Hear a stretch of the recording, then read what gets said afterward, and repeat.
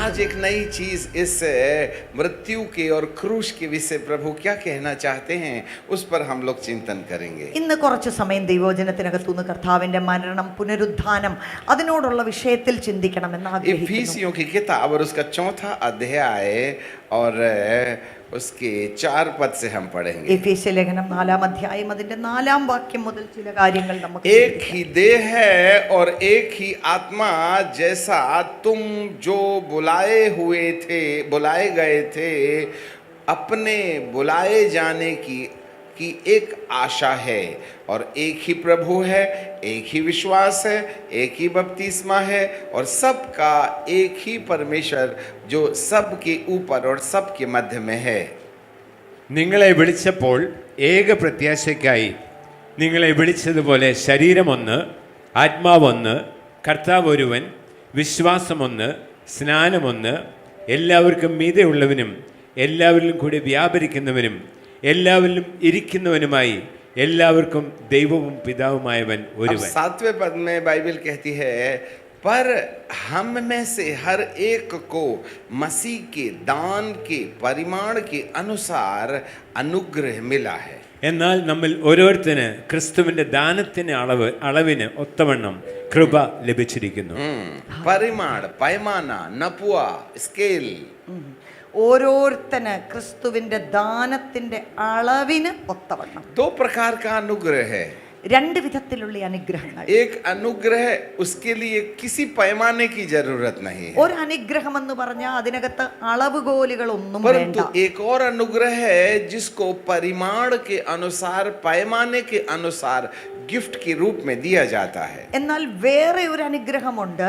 അത് ക്രിസ്തുവിന്റെ ദാനത്തിന്റെ അളവിന് ഒത്തവണ്ണം കൊടുക്കപ്പെടുന്ന ഒരു यहोशू को परमेश्वर पिता ने कहा, ये सारा देश तेरे सामने है, जहां जहां तू कदम रखेगा वह सब कुछ तेरा हो जाएगा. യോശുവയോട് ദൈവം ഇങ്ങനെ പറഞ്ഞു, ഈ ദേശം, കാണുന്ന ദേശം മുഴുവനും ഞാൻ നിനക്ക് അവകാശമായി തരും, നിന്റെ കാല് ചവിട്ടുന്ന ഇടം ഒക്കെയും അത് നിനക്ക് തരും. पूरा देश मेरे प्रभु की ओर से वो अनुग्रह है, अनकंडीशनल है.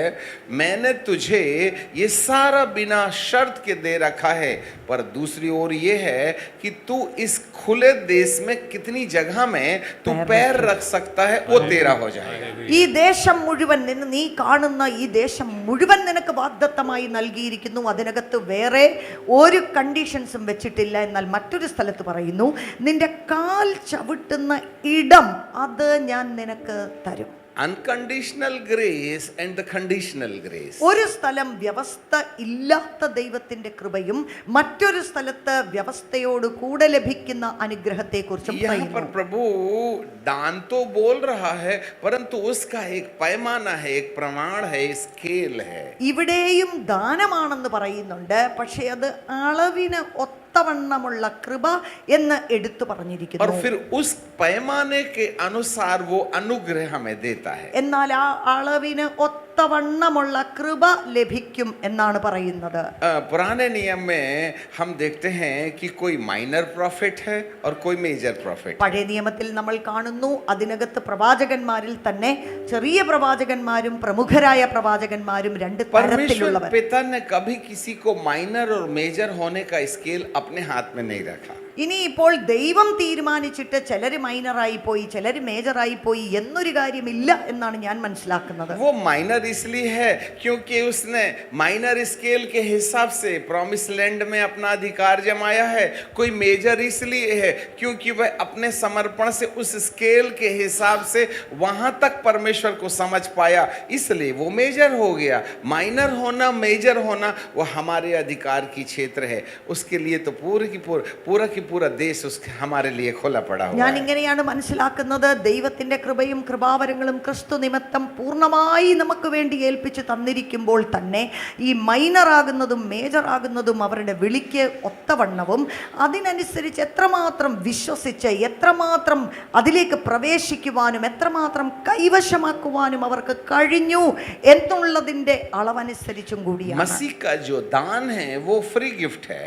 ദൈവം തരുന്ന ദാനം അതിനകത്ത് അതിനകത്ത് വ്യവസ്ഥകളില്ല. परंतु उसके अनुग्रह के लिए एक पैमाना या प्रमाण लिखा है, परिमाण. എന്നാൽ ഇവിടെ വീണ്ടും ആ ദാനത്തിന്റെ അളവിന് ഒത്തവണ്ണം കൃപ ലഭിച്ചിരുന്നു എന്ന് പറയുന്നു. वो विधवा थी ना, उसको अभिषिक्त ने भविष्यद्वक्ता ने कहा, जा तेरे पास में जितने बर्तन हैं वो सब लेके आ जा और बाजू से उधार भी लेके आ जाना. ആ വിധവയോട് പ്രവാചകൻ പറഞ്ഞത് എന്താണെന്ന് നമുക്കറിയാമല്ലോ. നിന്റെ കയ്യിൽ കാലി പാത്രങ്ങളുള്ളത് എല്ലാം എടുത്തോണ്ട് വാ, പോരാഞ്ഞിട്ട് അയലോക്കത്തുനിന്ന് മേടിച്ചോണ്ട് കൊണ്ടുവയ്ക്ക. और कुप्पी के तेल से जब बर्तनों में तेल डालना शुरू किया तो एक के बाद एक भरता गया. Yes. ആ കുപ്പിക്കകത്തുനിന്ന് എണ്ണ ഒഴിക്കുന്ന സമയത്ത് ഒന്ന് കഴിഞ്ഞ് അത് നിൽക്കുന്നില്ല. ആ കൊണ്ടുവച്ചിരിക്കുന്ന അളവിനനുസരിച്ച് ഇതങ്ങ് നിറഞ്ഞുകൊണ്ടിരിക്കും. और जब आखिरी बर्तन भर गया तो कुप्पी का तेल खत्म हो गया. ആ ലാസ്റ്റ് പാത്രം അവിടെ നിറഞ്ഞു കഴിഞ്ഞപ്പോൾ ആ കുപ്പിക്കകത്തെ എണ്ണ നിന്നു എന്നാണ് यदि वो പറയുന്നത്. मोहल्ले के सारे सेंटेक्स ले आती ना तो कुप्पी में तेल की कमी होने वाली नहीं थी. ഇനിയിപ്പം ആ നെയ്ബർഹുഡിൽ ഉണ്ടായിരുന്ന സകലമാന വലിയ ടാങ്കുകൾ കൊണ്ട് അവിടെ വെച്ചായിരുന്നെങ്കിൽ പോലും ഈ കുപ്പിക്കകത്തുള്ള എണ്ണ തീരത്തില്ലായിരുന്നു. അത് മുഴുവനും നിറയ്ക്കുവാനായിട്ടുള്ള സംഗതി അതിനകത്തുണ്ടായി. वो हमारे बर्तन की क्वांटिटी एंड नंबर्स के हिसाब से वो तेल गिरते रहेगा. जितना भी बड़ा होगा तो भी तेल खत्म नहीं होगा जब तक कि वो भर ना जाए. ദൈവത്തിൽ നിന്നുമുള്ള ഈ അഭിഷേകത്തിന്റെ കൃപകളുടെ കൃപാവരങ്ങളുടെ കാര്യങ്ങൾ എത്ര കുപ്പിയുണ്ടോ അത് മുഴുവൻ നിറയ്ക്കുവോളം അത് തീരത്തില്ല. കുറവുള്ളത് അവിടെയല്ല. तो यहाँ एक पैमाना है, ഇവിടെ ദൈവം ഒരു കണ്ടീഷൻ उसकी പറയുന്നു. रेशियो में हमको अनुग्रह मिलता है. അതിനനുസരിച്ചുള്ള കൃപകൾ മാത്രം और ये ലഭിക്കുന്ന ഒരു സിസ്റ്റം ഉണ്ട്. और ये अनुग्रह दान है. ഇത് അനുഗ്രഹമാണ്, കൃപാദാനമാണ്. ये कौन से वाले अनुग्रह के बारे में बातचीत चल ഇത് रही है? ഏത് കൃപയെ കുറിച്ചാണ് ഇവിടെ വിവരിക്കുന്നത്? अब थोड़ा सा और गहराई में चलते हैं. നമുക്ക് ഇച്ചിരൂടെ ആഴത്തിൽ പഠിക്കാം. 8वें पद में बाइबल कहती है कि वह इसलिए वह कहता है कि वह ऊंचे पर चढ़ा और बंधुआई को बांध ले गया और मनुष्यों को दान दे. അതുകൊണ്ട് അവൻ ബദ്ധന്മാരെ പിടിച്ചുകൊണ്ടുപോയി ഉയരത്തിൽ കയറി മനുഷ്യർക്ക് ദാനങ്ങളെ കൊടുത്തു എന്ന് പറയുന്നു. वह ऊंचे पर चढ़ा, ഉയരത്തിലേക്ക് കയറിപ്പോയി. यहाँ पर चढ़ाया गया और चढ़ा, ये दो विषय है. കയറ്റി എന്ന് പറയുന്നതും കയറി എന്ന് പറയുന്നതും രണ്ട് കാര്യമാണ്. Praise the Lord. ഹല്ലേലൂയ. यीशु क्रूस पर चढ़ाया गया रोमी सिपाहियों के द्वारा. ഈ റോമാ പടയാളികൾ യേശുവിനെ ക്രൂശിൽ കയറ്റുകയായിരുന്നു. परंतु यहाँ चढ़ाए जाने का मामला सामने में नहीं है. എന്നാൽ ഇവിടെ നമ്മൾ വായിക്കുമ്പോൾ ഇവിടെ ഉയരത്തിൽ കയറി എന്നൊരു വാക്കാണ് ഉപയോഗിച്ചിരിക്കുന്നത്. चढ़ा. കർത്താവ് ഉയരത്തിലേക്ക് കയറിപ്പോയി. जब चढ़ाया जाता है तो कोई उसे चढ़ाता है और जब चढ़ने की बात आती है तो वह स्वयं चढ़ता है. കയറ്റി എന്ന് പറയുമ്പോൾ ആരോ മുകളിലേക്ക് കയറ്റി എന്നൊരർത്ഥവും, കയറി എന്ന് പറയുമ്പോൾ സ്വയ തീരുമാനത്തിൽ മുകളിലേക്ക് സഞ്ചരിച്ചു എന്നൊരു കാര്യമാണ് അവിടെ വരുന്നത്. हम चढ़ाने वाले यीशु की ओर ताकते हैं. നമ്മള് ഇതുപോലെ കയറ്റിയ, ഉയരത്തിലേക്ക് കയറ്റിയ യേശുവിനെ നമ്മൾ നോക്കുന്നവരാണ്. रोमी सिपाहियों ने यीशु मसीह को लेकर के ऊपर गलगत्था में गए और उसके हाथों में कीले ठोक दिए और उसको क्रूस पर चढ़ा दिया. റോമാ പടയാളികൾ യേശുവിനെ ക്രൂശിൽ കയറ്റി, കൈകളിൽ ആണി തറച്ചു. ഈ കാര്യങ്ങൾ നമുക്ക് മനസ്സിലാകുന്ന വിഷയമാണ്. सारी भीड़ जिन्होंने चमत्कार देखा था वह चंद्र टुकड़ों के चक्कर में यहूदी और फरीसियों के हिसाब से कहने लगे, इसे क्रूस पर चढ़ाओ, इसे क्रूस पर चढ़ाओ, इसे क्रूस पर चढ़ाओ. ആ വലിയ പുരുഷാരം, അത്ഭുതങ്ങളൊക്കെ കണ്ട ആ പുരുഷാരം അവരുടേതായിട്ടുള്ള സ്വയ താല്പര്യങ്ങൾക്കും ചില ഭൗതിക നന്മകൾക്ക് വേണ്ടി യേശുവിനെ ക്രൂശിൽ കയറ്റ് എന്നൊരേ ശബ്ദത്തിൽ അവർ വിളിച്ചു പറഞ്ഞു. परंतु यहाँ पर बाइबल का परमेश्वर चढ़ाए जाने को इसलिए इस्तेमाल करता है जिससे कि चढ़ाया जाने वाला स्वयं चढ़ जाए. और वो कहाँ चढ़ जाए यही हमें समझने की आवश्यकता है. എന്നാൽ ഉയരത്തിലേക്ക് കയറിപ്പോയ യേശുവിനെ കുറിച്ച് ഒരു മനസ്സിലാക്കൽ, ഒരു കാഴ്ചപ്പാട് നൽകുവാനാണ് പരിശുദ്ധാത്മാവിനെ ആഗ്രഹിക്കുന്നത്. ഉയരത്തിലേക്ക് കയറി बंधुआई को बांध ले गया. बंधुआई को बांध ले गया। അവൻ ബദ്ധന്മാരെ പിടിച്ചു കൊണ്ടുപോയി. ये कौन से विषय वाला बंधन है? ഇത് ഏത് വിധത്തിലുള്ള ബദ്ധന്മാരെ കുറിച്ച് जिस പറയുന്നു? बंधन को बांध लेने के लिए वह चढ़ा। കർത്താവ് കയറിപ്പോയി ഈ ബദ്ധന്മാരെ പിടിച്ചു കൊണ്ടുപോയി എന്ന് പറയുമ്പോൾ അത് मेरी എന്താണ്? पीठ पर मार खाने से तुम चंगे हुए।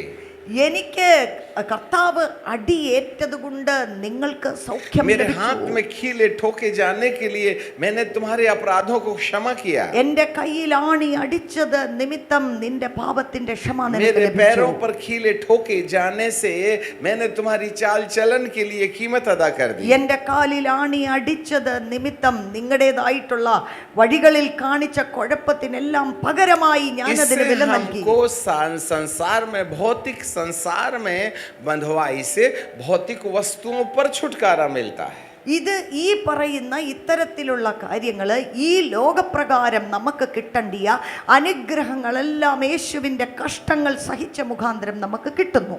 परंतु यहाँ चढ़ाए जाने की कहानी है। എന്നാൽ ഇവിടെ വേറെ ഒരു കാര്യം പറയുകയാണ്, യേശു ഉയരത്തിൽ കയറി. और जिससे हमको भौतिक संसार में विश्राम मिलता है, आराम मिलता है, छुटकारा मिलता है, चंगाई मिलती है, पैसा मिलता है, दान मिलता है, गिफ्ट मिलता है, 5-fold मिनिस्ट्री मिलती है और 9 गिफ्ट भी मिल जाता है। ഈ ലോകത്തിൽ നമുക്ക് ആവശ്യമായിരിക്കുന്ന എല്ലാ അനുഗ്രഹങ്ങൾ കൃപാവരങ്ങളെല്ലാം ലഭിക്കുന്നത് ഇത് മുഖാന്തരം. परंतु चढ़ा, എന്നാൽ യേശു കയറി, चढ़ा, ഉയരത്തിൽ कहाँ चढ़ा? കയറി. എവിടേക്ക് കയറിപ്പോയി? कौन सा वाला गिफ्ट देने के लिए चढ़ा?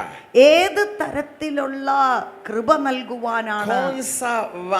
कौन सी वाली बंधुआई से आजादी के लिए चढ़ा? ഏത് തരത്തിലുള്ള ബന്ധനങ്ങളിൽ നിന്നും വിടുവിക്കുവാനാണ് ഇത് ചെയ്തത്? एक बंधुआई है जिसके लिए चढ़ाया गया, ഒരു തരത്തിലുള്ള ബന്ധനമുണ്ട്, അതിനുവേണ്ടിയാണ് യേശുവിനെ ക്രൂശിൽ കയറ്റിയത്. पर एक बंधुआई है जिसको छुटकारा देने के लिए उसको स्वयं चढ़ना पड़ा। എന്നാൽ ഒരു തരത്തിലുള്ള ബദ്ധന്മാരുണ്ട്, അവരെ വിടുവിക്കേണ്ടതിന് യേശു ഉയരത്തിൽ കയറി എന്നാണ് ये कौन പറയുന്നത്. सी बंधुआई है जिसके लिए उसको चढ़ना पड़ा? ഇത് ഏത് തരത്തിലുള്ള ബദ്ധന്മാരാണ്ട് യേശുവിന് സ്വയം ഉയരത്തിലേക്ക് और കയറേണ്ടി ये कौन सी बंधुआई है जिसके लिए रोमी सिपाहियों ने उसको चढ़ाया? ഏത് തരത്തിലുള്ള ബന്ധനമാണ് റോമാ പടയാളികൾ യേശുവിനെ ക്രൂശിലേക്ക് കയറ്റി എന്ന് പറയുന്നത്? इन दोनों चढ़ाए जाने और चढ़ने के बीच में जिस दिन हमको रहस्य समझ में आ जाएगा तो बंधनों से छुटकारे का भी मामला साफ नजर आने लगे। ഇത് തമ്മിലുള്ള ഒരു വ്യത്യാസങ്ങൾ നമുക്കൊന്ന് ഗ്രഹിക്കുവാനും മനസ്സിലാക്കുവാനും കഴിഞ്ഞു കഴിഞ്ഞാൽ ഒരുപാട് വിഷയങ്ങൾ നമ്മുടെ ആത്മീയ ജീവിതത്തിനകത്ത് നമുക്ക് മനസ്സിലാക്കുവാൻ अब കഴിയും.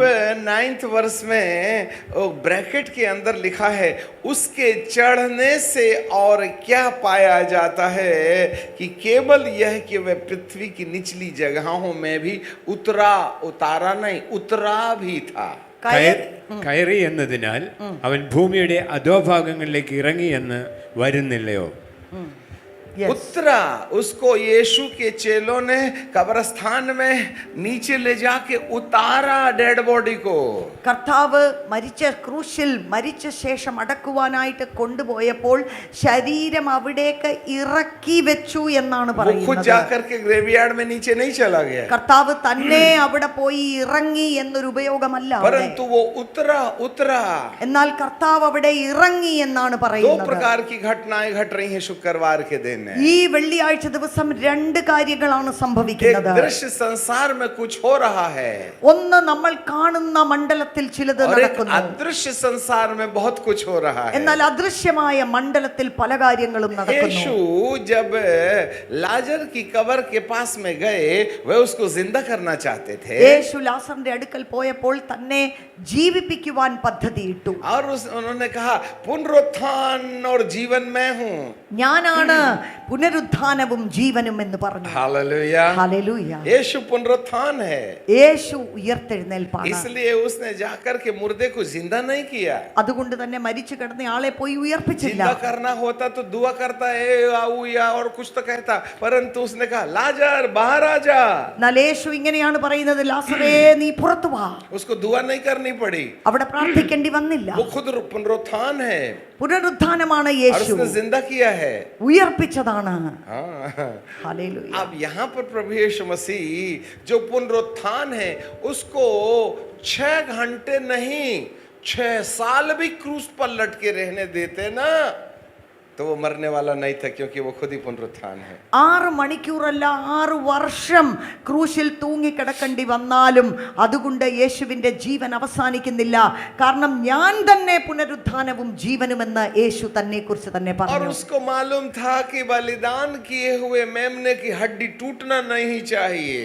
ഇങ്ങനെ ഈ കുഞ്ഞാടിന്റെ ഒരു അസ്ഥി പോലും ഒടിയുവാൻ പാടില്ല और എന്നറിയാമായിരുന്നു. ये 5 बजे के पहले हर एक मुर्दे को गाड़ करके जल्दी से घर जाना चाहते हैं, क्योंकि दूसरा दिन सबत का दिन है. അടുത്ത ദിവസം ശബത്ത് ദിവസമായതുകൊണ്ട് ഈ ശരീരം ഇറക്കി വെച്ചിട്ട് വേണം അവർക്ക് പോകുവാൻ. तो जो क्रूस पर मरता है ना, അതുകൊണ്ട് ക്രൂശിൽ മരിക്കുന്നത്, और यदि वो 5 बजे के पहले नहीं मरता है 5 മണിക്ക് മുൻപ് മരിച്ചില്ല तो എങ്കിൽ उसकी हड्डी तोड़ते हैं. ഈ അസ്ഥികള് അടിച്ചൊടിക്കും. और प्रभु चाहते थे कि मैं व्यवस्था को पूरा करूं और मेरी हड्डी नहीं टूटना चाहिए. അതുകൊണ്ട് കർത്താവിനറിയാം എന്റെ അസ്ഥികളിൽ ഒന്നുപോലും ഒടിയരുത്. इससे पहले कि वो आकर के यीशु के पैरों की हड्डियां तोड़ते, उसको मर जाना, अपने प्राणों को त्याग देना आवश्यक चीज समझा. അതുകൊണ്ട് യേശുവിന് അറിയാമായിരുന്നു ആ കൃത്യം സമയം തന്റെ അസ്ഥികൾ ഒടിയും മുൻപ് തന്റെ ജീവനെ ഏൽപ്പിച്ചു കൊടുക്കേണ്ടതായിട്ടുണ്ട്. उसका प्राण आसानी से निकलने तैयार नहीं है. തന്റെ ജീവൻ അങ്ങനെ പെട്ടെന്ന് അങ്ങ് പോയി क्योंकि പോകുന്ന वो ജീവനല്ല. पुनरुत्थान है. കാരണം താൻ തന്നെ പുനരുദ്ധാനവും ജീവനുമാണ്. इसलिए जब वो धरती पर थे तो അതുകൊണ്ട് उन्होंने कहा, ഈ ഭൂമിയിലായിരുന്നപ്പോൾ ഇങ്ങനെ मेरा പറഞ്ഞു, प्राण मुझसे कोई नहीं छीन सकता, എന്റെ ജീവൻ എന്നിൽ നിന്നും ആർക്കും എടുക്കുവാൻ पर मैं കഴിയത്തില്ല. अपना प्राण स्वेच्छा से देता. ഞാൻ എന്റെ ഇഷ്ടം കൊണ്ട് തന്നെ എന്റെ ജീവനെ कोई ഏൽപ്പിച്ചു मुझसे छीन കൊടുക്കുന്നു. नहीं सकता. ആർക്കും അത് എന്നിൽ നിന്നും मैं എടുക്കുവാൻ पुनरुत्थान കഴിയത്തില്ല. हूँ. ഞാൻ തന്നെ मेरा प्राण പുനരുദ്ധാനം. निकल ही नहीं सकता है, എന്റെ ജീവൻ അങ്ങനെ പെട്ടെന്ന് പോവത്തില്ല. पर मेरे को अपना प्राण देना पड़ेगा ना. പക്ഷേ എന്റെ ജീവനെ സ്വയം ഏൽപ്പിച്ചു കൊടുക്കണം इस എനിക്ക്. बात के लिए प्रभु यीशु को क्रूस पर बिल्कुल आखिरी समय में जब चेलों को जल्दी से हड्डी तोड़ के मार डाल करके घर जाने की पड़ी थी, उसने कहा, आय पिता, मैं अपनी आत्मा तेरे हाथों में सौंप देता. അതുകൊണ്ട് തന്നെ സ്വയ ഇച്ഛയിൽ ആ കൃത്യം സമയത്ത് എൻ്റെ പ്രാണനെ പിതാവേ അങ്ങയുടെ അടുക്കലേക്ക് ഏൽപ്പിക്കുന്നു എന്ന് പറഞ്ഞ് കർത്താവ് തൻ്റെ ജീവനെ ഏൽപ്പിച്ചു अब यहाँ पर കൊടുക്കുകയായിരുന്നു. थोड़ा सा हमको शब्दों में ध्यान देना पड़ेगा. ഇവിടെ നമ്മൾ അല്പമായിട്ടൊന്ന് ശ്രദ്ധിക്കണം. आय पिता, मैं अपनी आत्मा तेरे हाथों में सौंप. പിതാവേ എൻ്റെ ആത്മാവിനെ അങ്ങയുടെ കൈകളിലേക്ക് ഏൽപ്പിക്കുന്നു. आत्मावे आत्मा को सौंप दिया. എൻ്റെ ആത്മാവിനെ ഞാൻ ഏൽപ്പിക്കുന്നു. क्योंकि जब तक आत्मा शरीर में रहेगी ഈ ആത്മാവ് എൻ്റെ ശരീരത്തിൽ उसका ഇരിക്കുവോളം प्राण निकलने वाला नहीं है. തന്റെ ജീവൻ പോകത്തില്ല. और ये प्राण क्या चीज है? എന്താണ് ഈ ആത്മാവ്? लेव्य व्यवस्था 17:11 में बाइबल कहती है. लेविटिक 17 ലേവ്യ പുസ്തകം 17:11 for the life of the മാംസത്തിന്റെ flesh. ജീവൻ രക്തത്തിലല്ലയോ ഇരിക്കുന്നത്? അതെ. യാഗപീഠത്തിന്മേൽ നിങ്ങൾക്ക് വേണ്ടി പ്രായശ്ചിത്തം കഴിപ്പാൻ ഞാനത് നിങ്ങൾക്ക് തന്നിരിക്കുന്നു. രക്തമല്ലോ ജീവൻ മൂലമായി പ്രായശ്ചിത്തം ആകുന്നത്. मनुष्य का प्राण उसके लहू में है, जिसे मैंने परमेश्वर के सन्मुख बलिदान चढ़ाने के लिए दिया. മാംസത്തിന്റെ ജീവൻ രക്തത്തിൽ അല്ലോ ഇരിക്കുന്നത്. യാഗപീഠത്തിന്മേൽ നിങ്ങൾക്ക് വേണ്ടി പ്രായശ്ചിത്തം കഴിക്കുവാൻ ഞാനത് നിങ്ങൾക്ക് തന്നിരിക്കുന്നു. इंपॉर्टेंट पॉइंट जो है वो है प्राण. ഇവിടെ തന്റെ പ്രാണനെ കുറിച്ച് പറയുന്നു. ജീവൻ, प्राण जो है वो लहू में पाया जाता है. അത് ഈ മാംസത്തിന്റെ ജീവൻ രക്തത്തിലല്ലോ अब ഇരിക്കുന്നത്. लहू बोलने से हमको लगता है लाल रंग का लिक्विड.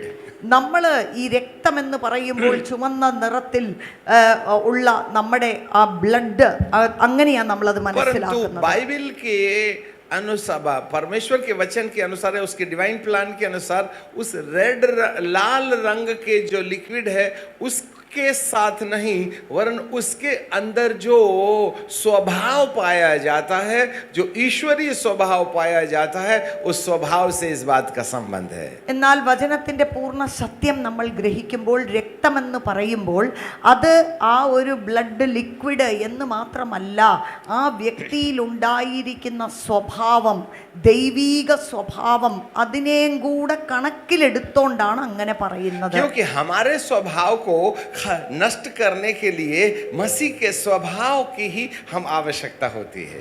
നമ്മുടെ സ്വഭാവത്തെ മാറ്റുവാൻ കർത്താവിന്റെ സ്വഭാവം, ആ ജീവൻ നമ്മളിൽ വ്യാപരിക്കേണ്ട ആവശ്യകതയുണ്ട്. हालेलुया. ഹല്ലേലൂയ. मुख्य चीज ये थी कि वह अपने प्राण को, जिसमें 3.5 साल तक के आत्मा के चलने वाला जो स्वभाव था, उसको वह पिता परमेश्वर के सन्मुख समर्पित करे. ഈ തൻ്റെ പ്രാണനെ ഏൽപ്പിച്ചു കൊടുത്തു എന്ന് പറയുമ്പോൾ തൻ്റെ ജീവൻ പരിശുദ്ധാത്മാവിൻ്റെ നിയന്ത്രണത്തിൽ താൻ ജീവിച്ച ആ ജീവൻ മുഴുവനും കാഴ്ചവെക്കും പോലെ തൻ്റെ പിതാവിൻ്റെ മുൻപിൽ താൻ ഏൽപ്പിച്ചു കൊടുത്തു. हालेलुया. ये जो शीत युद्ध मध्य आकाश में हो रहा है, वो हमको समझ में नहीं आ रहा है. ഈ മധ്യാകാശത്തിൽ നടക്കുന്ന ആത്മീയ പോരാട്ടം നമുക്കത് മനസ്സിലാവത്തില്ല. हम सब यीशु मसीह को क्रूस पर शारीरिक रीति से चढ़ाए जाने के ऊपर चिंतन कर रहे हैं. നമ്മൾ എല്ലാവരും യേശുവിനെ ക്രൂശയിൽ കയറ്റിയല്ലോ എന്നുള്ള കാര്യത്തെ നമ്മൾ ധ്യാനിച്ചുകൊണ്ടിരിക്കുകയാണ്. कई लोग तो प्रोसेस में यीशु के समान कपड़ा रख के ऐसा क्रूस रख करके दुनिया को दिखा रहे, देखो ये मारा गया, गाड़ा गया है. ഒത്തിരി ആൾക്കാർ അവരുടെ ഭക്തി നിമിത്തം അവർ അതേ രീതിയിലുള്ള വസ്ത്രങ്ങൾ ധരിച്ച യേശു ക്രൂശ് ചുമന്നുകൊണ്ട് പോയതുപോലെയൊക്കെയുള്ള ആക്ഷൻ അവർ ലിറ്ററലി അതുപോലെ ചെയ്യും. परंतु इस भौतिक घटना के पीछे आत्मिक संसार में क्या हो रहा है, ये कोई नहीं समझ पा रहा है. എന്നാൽ എന്താണ് ആത്മമണ്ഡലത്തിൽ ഇത് മുഖാന്തരം സംഭവിക്കുന്നത് എന്ന് നമ്മൾ മനസ്സിലാക്കണില്ല. यीशु ने अपनी आत्मा पिता के हाथ में सौंप दी. യേശു തന്റെ പ്രാണനെ, ആത്മാവിനെ പിതാവിന്റെ കയ്യിലേക്ക് ഏൽപ്പിച്ചു കൊടുത്തു. यीशु ने अपनी आत्मा पिता के हाथ सौंप दी. യേശു തന്റെ ആത്മാവിനെ പിതാവിന്റെ കയ്യിലേക്ക് ഏൽപ്പിച്ചു तब കൊടുത്തു. बेचारा बचा प्राण. പിന്നെ അത് കഴിഞ്ഞിട്ട് തന്റെ പ്രാണനാണ് और ये പിന്നെ प्राण निकलने ശേഷിക്കുന്നത്. वाला नहीं था. അത് प्राण शरीर से निकल नहीं सकता, क्योंकि यीशु पुनरुत्थान है. ഈ പ്രാണൻ തന്നെ വിട്ടുപോകുകയില്ല, കാരണം യേശു പുനരുദ്ധാനമാണ്. उसको प्राण को बलिदान चढ़ाना था. തന്റെ പ്രാണനെ ഒരു യാഗമായി അർപ്പിക്കേണ്ടതായിട്ടുണ്ട്. इसलिए उसने अपनी आत्मा पिता के हाथ में सौंप दी. അതുകൊണ്ട് തന്റെ ആത്മാവിനെ പിതാവിന്റെ പക്കൽ ഏൽപ്പിച്ചു. हालेलुया. ഹല്ലേലൂയ. ओ आत्मा को सौंपने से वह स्वर्गीय स्थानों में स्वयं चढ़ गया. ഇങ്ങനെ തന്റെ ആത്മാവിനെ ഏൽപ്പിച്ചു കൊടുക്കുന്നതിലൂടെ ഉയരങ്ങളിലേക്ക് താൻ കയറിപ്പോയി. ओके, मत्ती रचित सुसमाचार को book of Matthew chapter 27 and verse 50 onwards. Mathai 27:50 മുതലുള്ള വാക്യങ്ങൾ ഒന്ന് വായിക്കാം. उन्होंने तब यीशु ने बड़े शब्द से चिल्लाकर प्राण त्याग दिए. ये 7वीं वाणी है. യേശു പിന്നെയും ഉറക്ക നിലവിളിച്ച് പ്രാണനെ വിട്ടു. तो 6वीं वाणी कौन सी है? അതിനുശേഷം എന്ത് സംഭവിച്ചു? ऐ पिता, मैं अपनी आत्मा तेरे हाथों में सौंप देता हूँ. പിതാവേ, എൻ്റെ ആത്മാവിനെ അങ്ങയുടെ കൈകളിലേക്ക്. हालेलुया. ഹല്ലേലൂയ. आत्मा को सौंपना. അങ്ങനെ തന്റെ ആത്മാവിനെ ഏൽപ്പിച്ചു കൊടുത്തു. हेलो. ഹല്ലേലൂയ. आत्मा को सौंपना ആത്മാവിനെ ഏൽപ്പിച്ചു കൊടുത്തത്, और प्राण को त्यागना. പ്രാണനെ വിടുന്നത്. आत्मा सौंपने की चीज है, ആത്മാവ് ഏൽപ്പിക്കുന്ന വിഷയമാണ്. और प्राण समर्पित करने की चीज है, എന്നാൽ പ്രാണനെ त्यागने की चीज है. പ്രാണനെ താൻ വിടണ്ടുന്ന ഒരു കാര്യം. दोनों में अंतर है.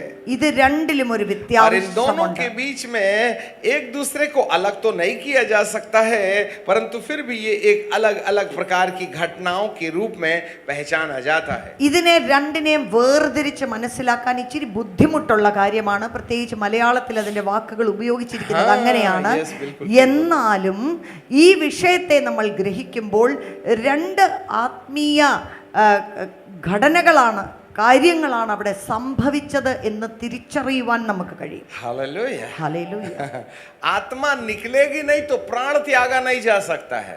ആത്മാവ് അങ്ങനെ ഏൽപ്പിച്ചു കൊടുത്തില്ല എങ്കിൽ പ്രാണനെ വിട്ടുകൊടുക്കുവാൻ കഴിയത്തില്ല. आत्मा को सौंपा ആത്മാവിനെ ഏൽപ്പിച്ചു കൊടുത്തു, और प्राण त्याग दिया। പ്രാണൻ വിട്ടു. ये प्राण क्या चीज है? എന്താണ് ഈ പ്രാണൻ? हिब्रू എബ്രായ chapter ലേഖനം 9 അതിന്റെ 9-ാം അധ്യായം and verse 14 है। 9-14 तो मसीह के लहू ने अपने आप को सनातन आत्मा के द्वारा परमेश्वर के सन्मुख निर्दोष चढ़ा दिया। നിത്യാത്മാവിനാൽ ദൈവത്തിന് തന്നെത്താൻ നിഷ്കളങ്കനായി അർപ്പിച്ച ക്രിസ്തുവിൻ്റെ രക്തം ജീവനുള്ള ദൈവത്തെ ആരാധിപ്പാൻ നിങ്ങളുടെ മനസ്സാക്ഷിയെ നിർജീവ പ്രവൃത്തികളെ പോക്കി എത്ര അധികം ശുദ്ധീകരിക്കും. ആമേൻ. बहुत बारीकी से सुनो, सब लोग हमारी तरफ देखिएगा। എന്നെ എല്ലാ പാസ്റ്ററിനെ എല്ലാവരും मसीह के നോക്കണം. लहू ने യേശുവിന്റെ രക്തം अपने आप को തന്നെത്താൻ सनातन आत्मा के हाथ सौंप दिया। നിത്യാത്മാവിനാൽ इसका मतलब है अर्पित। blood of Christ is not the liquid, but the blood of Christ is the divine person who is living inside the blood. ഇവിടെ തന്നെത്താൻ ഏൽപ്പിച്ചു, രക്തമേൽപ്പിച്ചു, അർപ്പിച്ചു എന്ന് പറയുമ്പോൾ നമ്മൾ മനസ്സിലാക്കുന്ന വിധത്തിലുള്ള ആ ചുമന്ന നിറത്തിലുള്ള ഒരു ലിക്വിഡായിട്ടല്ല രക്തത്തെ ഇവിടെ മനസ്സിലാക്കുന്നത്. തൻ്റെ ജീവനെ തന്നെ ഏൽപ്പിച്ചു. There is a life. അതിനകത്ത് ജീവനുണ്ട്. मसीह का लहू, യേശുവിന്റെ രക്തം, मसीह का लहू, യേശുവിന്റെ രക്തം, the blood of Christ. ക്രിസ്തുവിന്റെ രക്തം. जरा देखो तो उसमें मलयालम में यीशु लिखा है कि क्राइस्ट लिखा है? രക്തം ക്രിസ്തുവിന്റെ ക്രിസ്തുവിന്റെ Christu, the Jesus and Christ. Jesus is the person, but the Christ is in divine Anointed. personality. ആമേൻ. യേശു ക്രിസ്തു എന്ന് നമ്മൾ ഒരുമിച്ച് പറയുന്നു. എന്നാൽ യേശു ആ ജനിച്ച കുഞ്ഞിന് പേരിട്ടതായിരുന്നു യേശു. താൻ അഭിഷിക്തനാണ് എന്നുള്ളതിനെ കുറിക്കുന്ന ആ ദൈവിക വ്യക്തിത്വത്തെ കാണിക്കുന്നതാണ് ക്രിസ്തു എന്ന് പറയുന്നത്. यीशु 30 साल का जो मूसा की व्यवस्था का पालन किया, യേശു 30 വയസ്സുവരെ മോശയുടെ ന്യായപ്രമാണം അനുസരിച്ച് ജീവിച്ചവൻ. मसीहा बपतिस्मा लेकर जब पानी के ऊपर आया तो कबूतर की नाई पवित्र आत्मा उस पर उतरा और आत्मा ने उसको जंगल ले गया और आत्मा के चलाए चलने के लिए अपने डीएनए को वे कैंसल करके होली स्पिरिट के डीएनए को प्रैक्टिस में ला रहा था, उसको बोलते हैं मसाया। ഹല്ലേലൂയ.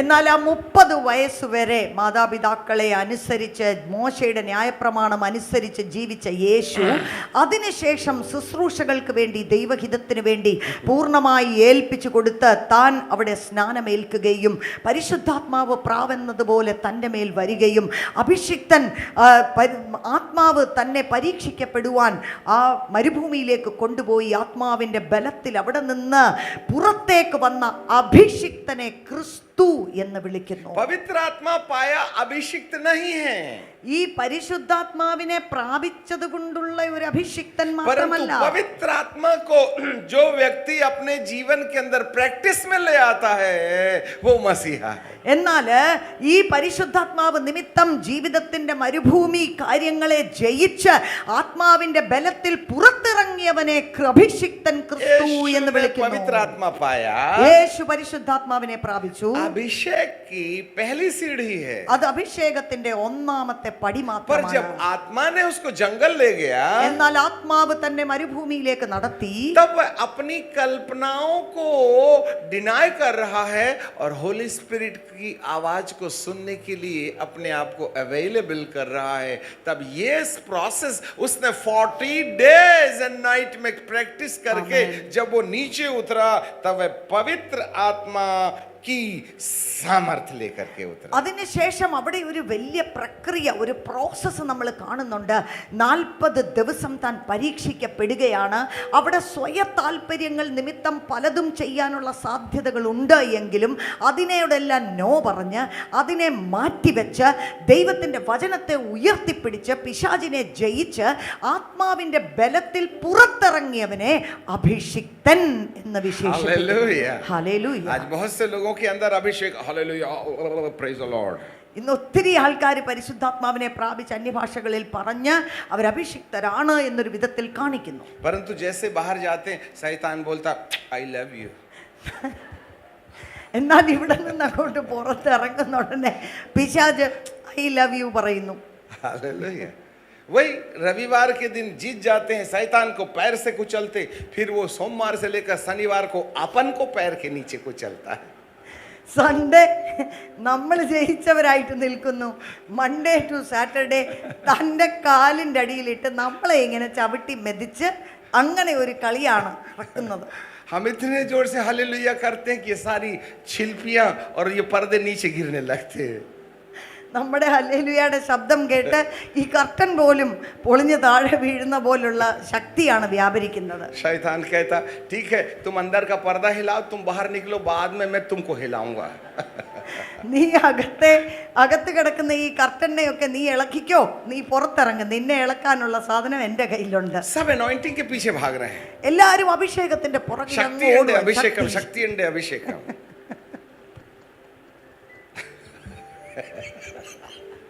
हालेलुया. अभिषेक की जरूरत है, परंतु अभिषेक की डेफिनेशन भी तो समझना पड़ेगा ना. അഭിഷേകം നമുക്കെല്ലാം വേണം, പക്ഷെ ഇതിൻ്റെ ഒരു വ്യാഖ്യാനം നമുക്ക് വേണമല്ലോ. यीशु को अभिषिक्त शब्द पवित्र आत्मा से भरपूर होकर के पहाड़ पर चढ़ने के समय उसको अभिषिक्त नहीं कहा गया, परंतु जब वो पहाड़ से उतरकर अपनी इच्छा को मार डाला और पवित्र आत्मा की इच्छा पर चलने लगा और जब वो नीचे उतरा तब उसका नाम मसीह रखा गया. പരിശുദ്ധാത്മാവിനെ പ്രാപിക്കുകയും പ്രാവെന്നതുപോലെ പരിശുദ്ധാത്മാവ് തൻ്റെ മേൽ വന്ന സമയത്തല്ല യേശുവിനെ ക്രിസ്തു എന്ന് വിശേഷിപ്പിച്ചത്, മറിച്ച് മരുഭൂമിയിലേക്ക് നടത്തപ്പെട്ട പിശാചിനെ ജയിച്ച് അവിടെ നിന്ന് ആത്മാവിൻ്റെ ബലത്തിൽ താൻ പുറത്തിറങ്ങിയപ്പോഴാണ് യേശുവിനെ ക്രിസ്തു എന്നും കൂടെ വിശേഷിപ്പിക്കുവാനായിട്ട് കഴിഞ്ഞത്. फिर वो घर नहीं गया, പിന്നെ വീട്ടിലോട്ട് പോയതേ ഇല്ല. पापा से भी नहीं मिला, പാപ്പായെ കാണാൻ मामा से भी പോയില്ല, नहीं मिला, മമ്മിയെ കാണാനും अपने പോയില്ല. चेलों के साथ किराए के घर में रहने लगा. അവിടെ വാടകയ്ക്ക് ഒരു വീടെടുത്ത് ശിഷ്യന്മാരുടെ फिर കൂടെ അവിടെ वो കൂടി. काना के नगर में विवाह में गए थे. അവിടെ കല്യാണ വീട്ടിൽ കാനാവിൽ താൻ പോയി. उसकी मामा और पापा भी वहां थे, പപ്പായും മമ്മിയും ഒക്കെ അവിടെ ഗസ്റ്റ് परंतु ആയിട്ടുണ്ട്. यीशु मामा पापा के साथ नहीं गया. യേശു പപ്പ മമ്മിയുടെ കൂടെ അല്ല പോയത്. वो पहाड़ से जब नीचे उतरा तो माँ बाप के घर गया ही नहीं. അവൻ പർവ്വതത്തിൽ നിന്നും താഴോട്ട് ഇറങ്ങിയപ്പോൾ പിന്നെ और സ്വന്തം ये വീട്ടിൽ सारे പോയേ के ഇല്ല. सारे लोग जो है ना काना के नगर में विवाह में ना भोज में बुलाए गए थे. ഇവരെ എല്ലാം ഗസ്റ്റ് ആയിട്ട് കല്യാണ വീട്ടിൽ അവിടെ വിരുന്നിന് मरियम വിളിച്ചിരിക്കുകയായിരുന്നു. यीशु मसीह के पास आई और कहने लगी बेटा, മറിയം യേശുവിന്റെ അടുക്കൽ വന്ന് പറഞ്ഞു മോനെ. परंतु पहले बार प्रभु जी ने कहा हे नारी. അന്നേരം ആദ്യം യേശു പറഞ്ഞു സ്ത്രീയെ. हद हो गई, अपनी माँ को नारी बोल दी, ये भी कोई बात होती है? 40-30 साल बेचारा मामा उसके सिर में विक्स बाम लगा करके उसकी कमर में सरसों का तेल लगा के मालिश किया, नारी बोलती है? प्रभु जी बोलते हैं ये तो पवित्र आत्मा ने बोला, अब तुम हमारे मामा पापा नहीं हो, मेरे पवित्र आत्मा के द्वारा मुझे मेरे पापा से मुलाकात हो गई है. ആമേൻ. അന്നേരം ഇങ്ങനെ വിളിക്കുമ്പോൾ തൻ്റെ അമ്മയോട് അസഭ്യമായി അല്ലെങ്കിൽ ബഹുമാനമില്ലാതെ സംസാരിച്ചു എന്നൊക്കെ വിധത്തിൽ തോന്നിപ്പോയാലും പിതാവിൻ്റെ ഹിതം ചെയ്യുവാൻ അത്രമാത്രം ഏൽപ്പിച്ചു കൊടുത്ത് ഇനിയിപ്പോൾ എനിക്ക് പിതാവിൻ്റെ ശബ്ദം തിരിച്ചറിഞ്ഞാൽ മതി എന്നൊരു വാഞ്ചയാൽ പിടിക്കപ്പെട്ടതിൻ്റെ ഭാഗമായിട്ട് यीशु बहुत बड़ी भीड़ से घिरे हुए थे. യേശുവിൻ്റെ ചുറ്റും വലിയ പുരുഷാരം. यीशु के चेले आए और कहने लगे मामा आई है, मामा दीदी आई है, भैया आए हैं तुम्हारे यूसुफ से पैदा हुए वाले. അന്നേരം ശിഷ്യന്മാരെല്ലാം കൂടെ വന്ന് പറഞ്ഞു ദേ നിന്റെ പപ്പായും മമ്മിയും ദേ ആങ്ങളമാരും എല്ലാരും നിന്നെ കാണാൻ അവിടെ വന്ന് നിൽക്കുന്നു. परंतु यीशु मसीह ने सारी भीड़ की तरफ देख के कहा मेरे माता, मेरे भाई, मेरे बहन वो हैं जो मेरे पिता की आज्ञा का पालन करते. मामा को जरा भी लाइन नहीं मारा उसने. എന്നാൽ ഇവിടെ നിന്ന് ഈ തൻ്റെ മുൻപിൽ നിൽക്കുന്ന ആൾക്കാരെ കണ്ടിട്ട് പറഞ്ഞു ദേ ദൈവ ദൈവത്തിൻ്റെ ഹിതം ചെയ്യുന്ന ഇവരത്രേ എൻ്റെ സഹോദരങ്ങൾ അമ്മയുടെ ഭാഗത്തോട്ട് നോക്കി ഒരു സ്നേഹപ്രകടനവും इसका കാണിച്ചില്ല. मतलब उसका डीएनए चेंज हो गया था. അതിൻ്റെ അർത്ഥം എന്താണെന്നറിയാമോ? ഉള്ളിലുള്ള സ്വഭാവം DNA പോലും മാറിപ്പോയതുപോലെ. ഹല്ലേലൂയ. यीशु मसीह ने हमारा डीएनए बदल नहीं पाया, परंतु वैक्सीन ने हमारा डीएनए बदल दिया. കർത്താവ് എത്ര ശ്രമിച്ചിട്ടും നമ്മുടെ DNA മാറിയിട്ടില്ല. വാക്സിൻ എല്ലാം കുത്തിവെച്ച് ഇപ്പം DNA മാറുന്ന കാര്യങ്ങളൊക്കെ നമ്മൾ കേൾക്കുന്നുണ്ട്. ये भी डेविल की ट्रिक है. हमारा जान हमारे प्राणों के चक्कर में सामने वाले ने ग्राफीन डाल के हमारा डीएनए बदल दिया. ഈ കോവിഡ് വാക്സിൻ എടുത്തതിലൂടെ അതിൻ്റെ ഭവിഷ്യത്തുകളെക്കുറിച്ച് ഒരുപാട് ചർച്ചകളുണ്ടല്ലോ.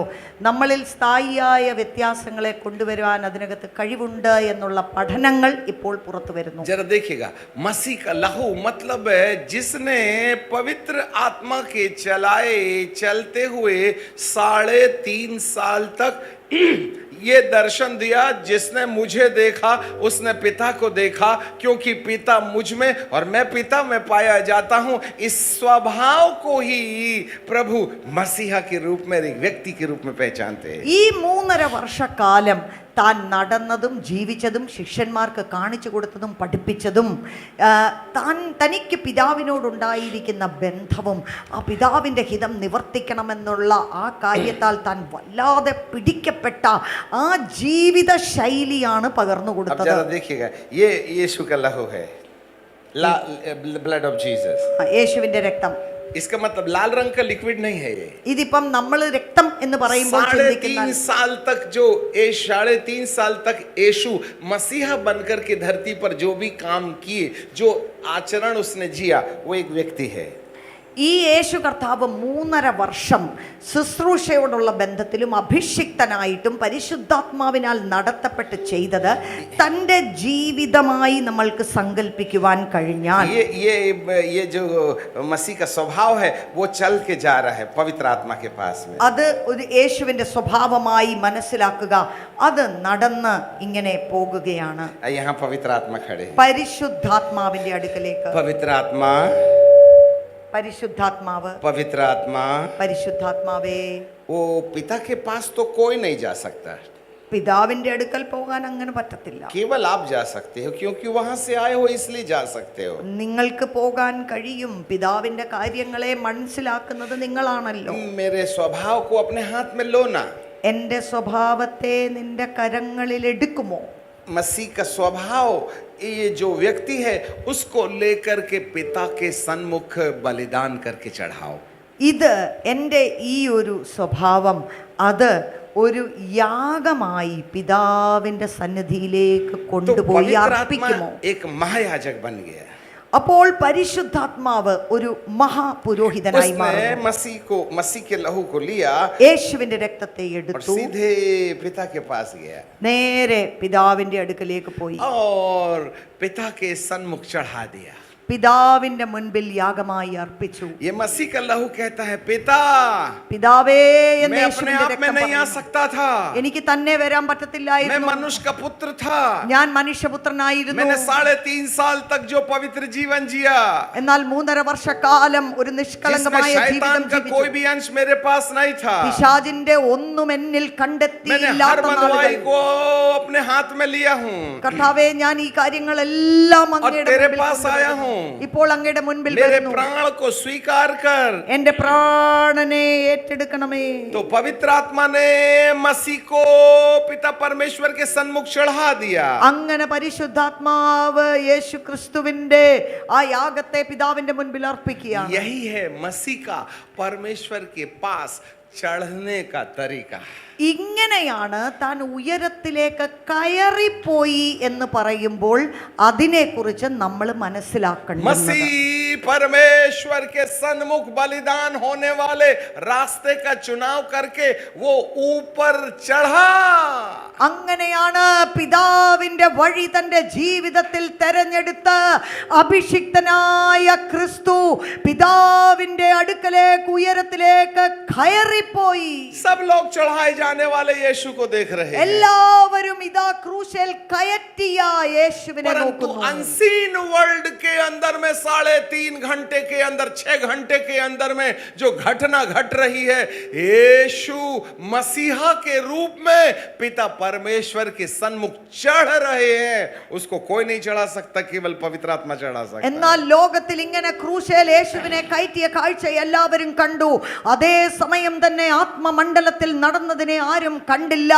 പരിശുദ്ധാത്മാവ് ക്രിസ്തുവിനെ, തൻ്റെ ജീവൻ, നിഷ്കളങ്കമായ രക്തത്തെ ഒരു യാഗമായി പിതാവിന്റെ അടുക്കലേക്ക് അർപ്പിച്ചത് മുഖാന്തരം യേശു ഉയരങ്ങളിലേക്ക് കയറിപ്പോയി എന്ന് തന്നെ കുറിച്ച് പറയുവാനിടയാകുന്നു. जैसे ही वो चढ़ा, അങ്ങനെ കയറിപ്പോയപ്പോൾ फिर से मैथ्यू 27:50, മത്തായി 27:50 ഒന്നും കൂടെ വായിക്കാം. तब यीशु बड़े शब्द से चिल्लाकर उसने अपने प्राण छोड़ दिए और सनातन आत्मा ने लेकर के उसको स्वर्ग में, तीसरे स्वर्ग में ले जाकर पिता के सन्मुख डाल दिया।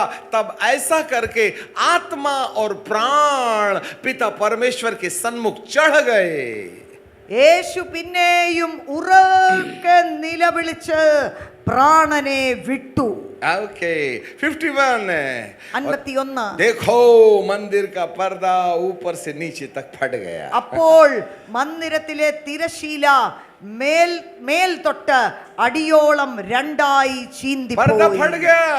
ഇതാ അവിടെ ആ തിരശീല രണ്ടായി ചീന്തിപ്പോയി. चढ़ाया जाना बहुत नहीं है, അവിടെ യേശുവിനെ കയറ്റി എന്നുള്ളത് പോരാ, परंतु उसका चढ़ना पर्दे को फाड़ने का എന്നാൽ कारण തന്റെ है। നിഷ്കളങ്കമായ ജീവിതം, അഭിഷിക്ത ജീവിതം മുഖാന്തരം പിതാവിന്റെ സന്നിധിയിലേക്ക് ഒരു യാഗമായി താൻ കയറിപ്പോയി എന്നുള്ളതാണ് ഈ തിരശീല രണ്ടായതിന്റെ പിന്നിലുള്ള आप രഹസ്യം. ही बताइए, ये पर्दा नीचे से फटा कि ऊपर से फटा? നിങ്ങൾ പറഞ്ഞ തിരശീല മേളീന്ന് കീറിയോ താഴേന്ന് കീറിയോ? तो किसने फाड़ा?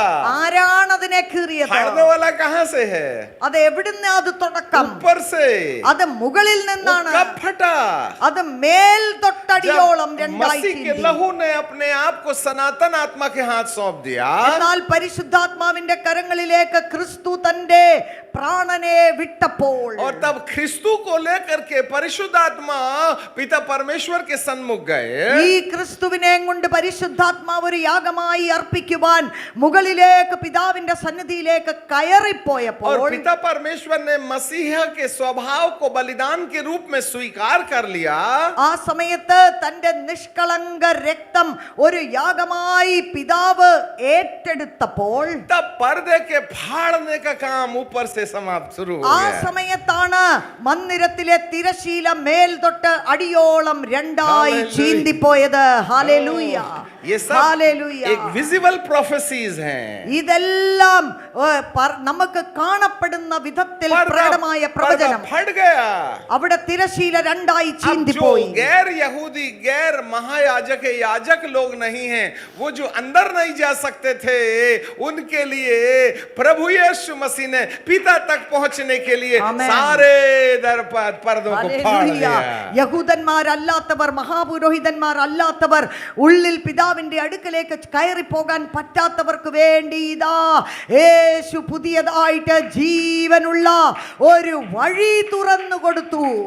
Hallelujah. Hallelujah. Praise the Lord. Praise the Lord. अब ये पर्दा डाल के किसने रखा था? ഇനി ആരാണ് ഈ തിരശീല അവിടെ കൊണ്ട് ഫിറ്റ് ചെയ്തത്? हालेलुया। ഹല്ലേലൂയ. पिन पॉइंट जरा ध्यान से सुनिएगा, वेरी ശ്രദ്ധിച്ച് इंपॉर्टेंट। കേൾക്കണം. वर्ल्ड की किसी थियोलॉजी की किताब में नहीं मिलेगा। നിങ്ങൾ ഇത് എവിടെ പഠിച്ചാലും നിങ്ങൾക്ക് किसने കിട്ടത്തില്ല. किसने पर्दा लटकाया था? ആരാണ് ആ തിരശീല അവിടെ കൊണ്ട് ഫിറ്റ് परमेश्वर ചെയ്തത്? को पर्दा लटकाने के लिए मजबूर किसने किया था? ആരാണ് ഈ തിരശീല അവിടെ കൊണ്ടിടിക്കുവാൻ ദൈവത്തെ നിർബന്ധിച്ചത്? यही वह अजगर है जिसने आदम को अदन के बगीचे में फल खाने के लिए नहीं, फल की सच्चाई की सलाह दिया था। ഇതാണ് ആ പാമ്പ് ഏദൻ തോട്ടത്തിൽ ആദാമിനെയും ഹവ്വായെയും ചതിച്ച് ഇതാ ഈ പഴം കഴിക്ക എന്നല്ല പറഞ്ഞത്, ആ പഴത്തെ കുറിച്ചുള്ള സത്യാവസ്ഥ ഇങ്ങനെ ആയിരിക്കുന്നു എന്ന് പറഞ്ഞ് അവരുടെ മനസ്സുകളെ वो കവർന്നെടുത്തത്. सर्फ नहीं था, അത് പാമ്പല്ല, उसके ऊपर कोई था। അതിന്റെ മുകളിൽ വേറെ था लूसीफर, അതാണ് ലൂസിഫർ. जिसने परमेश्वर की आज्ञा के विरुद्ध हमको ले गया ദൈവത്തിന്റെ ഹിതത്തിന് വിപരീതമായി മനുഷ്യജാതിയെ और കൊണ്ടുപോയത്. हमसे वो करवा दिया जो हम नहीं करना നമുക്ക് ചെയ്യാൻ ഇഷ്ടമില്ലാത്തത് നമ്മെ കൊണ്ട് ചെയ്യിപ്പിച്ച परमेश्वर ने ദുഷ്ടത. आदम को अदन के बगीचे के बाहर निकाल दिया അന്നേരമാണ് ആദാമിനെ ഏദൻ തോട്ടത്തിൽ നിന്നും പുറത്താക്കി और കളഞ്ഞത്. जैसे ही आदम अदन के बगीचे के बाहर ഈ गया, ഏദൻ തോട്ടത്തിന്റെ പുറത്തോട്ട് ആദാം പോയ सारी സമയത്ത് दुष्ट आत्माएं कहती हैं, എല്ലാ ദുഷ്ടാത്മാക്കളും പറയുന്നു, come on, come on, come on, come വായോ on, come on. വായോ വായോ आओ आओ आओ।